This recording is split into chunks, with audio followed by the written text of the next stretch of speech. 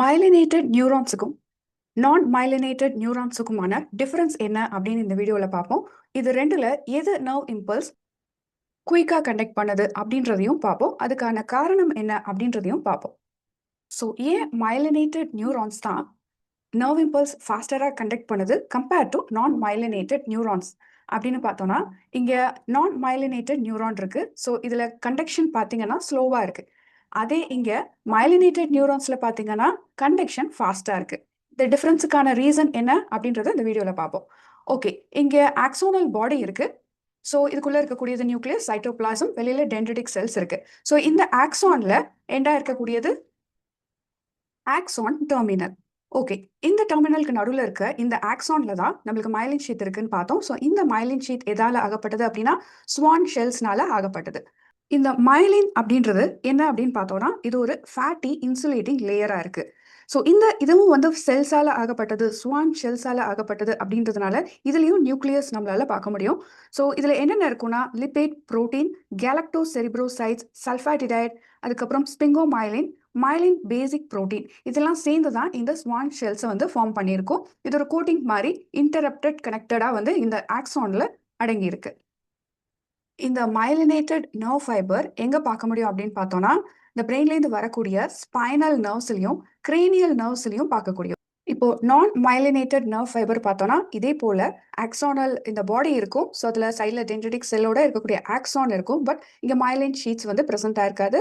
அதே போல டெர்மினல் ஆக்சானும் இருக்கும். இங்கே இந்த நான் மைலினேட்டட் நர்வ் ஃபைபர் எங்கெல்லாம் பார்க்க முடியும் அப்படின்னு பார்த்தோம்னா, அட்டானமஸ் சொமேட்டிக் நியூரோனல் சிஸ்டம்ஸ்லாம் பார்க்க முடியும். லைக் டைஜஸ்டிவ் சிஸ்டம்ல ஆர் ஹார்ட் மசில்ஸ்லாம் பார்க்க முடியும்.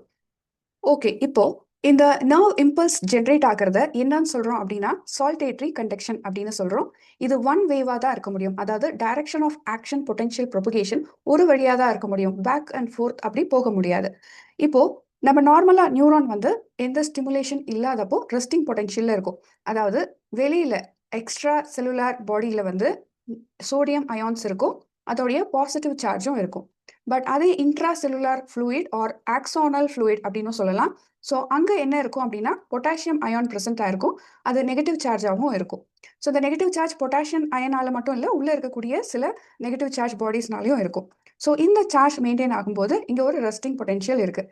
இப்போது இங்கே ஒரு ஸ்டிமுலேஷன் ஏற்படுது. ஸோ ஸ்டிமுலேஷன் கிடைக்கும் போது என்ன ஆகும் அப்படின்னா இங்கே ஆக்ஷன் பொட்டென்ஷியல் ஜென்ரேட் ஆகுது. ஸோ அப்படி ஆக்ஷன் பொட்டென்ஷியல் ஜென்ரேட் ஆகும்போது இங்கே இருக்கக்கூடிய சார்ஜஸில் டிஃப்ரென்ஸ் ஏற்படும்.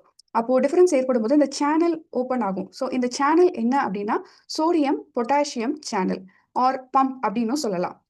ஸோ இந்த பம்ப் ஆக்டிவேட் ஆகணும் அப்படின்னா ஏடிபி யூஸ் ஆகும். ஸோ ஒவ்வொரு முறையும் இந்த அயான்ஸ் டிரான்ஸ்ஃபர் ஆகும்போது இங்கே ஏடிபி யூஸ் ஆகி தான் இந்த அயான் டிரான்ஸ்ஃபர் நடக்கும்.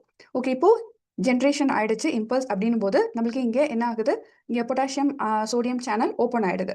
அப்போ வெளியில இருக்கக்கூடிய சோடியம் அயான்ஸ் எல்லாம் உள்ள போக பார்க்கும். ஸோ இப்படி உள்ள போகக்கூடிய சோடியம் பொட்டாசியம் அயான் உள்ள வந்து ஜாஸ்தி ஆகும். ஸோ இப்படி ஜாஸ்தி ஆகும்போது என்ன ஆகும், இங்கே பாசிட்டிவ் அண்ட் நெகட்டிவ் சார்ஜ்ல டிஃபரன்ஸ் ஏற்படும்.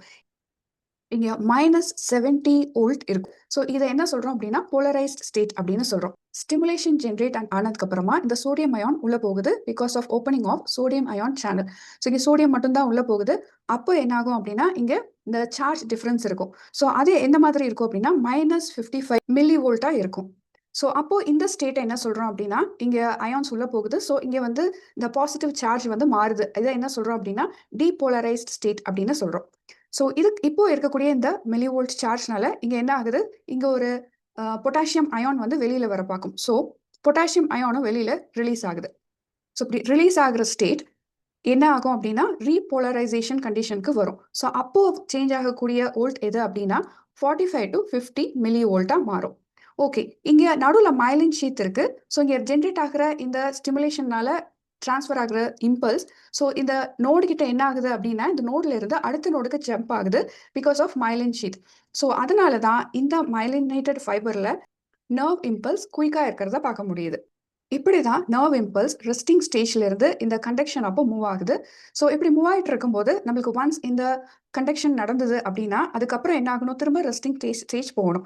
ஸோ அப்போ வர பீரியட் என்ன அப்படின்னா ரீஃப்ராக்ஷன் பீரியட்.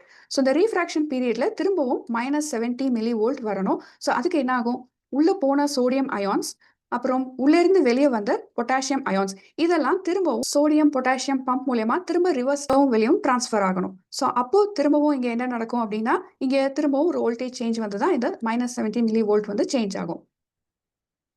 இப்போ ஏன் மைலினேட்டட் நியூரான்ஸ் இந்த நர்வ் இம்பல்ஸை ஃபாஸ்டா கண்டக்ட் பண்ணுது அப்படின்றது உங்களுக்கு தெரிஞ்சிருக்கும். தேங்க்யூ.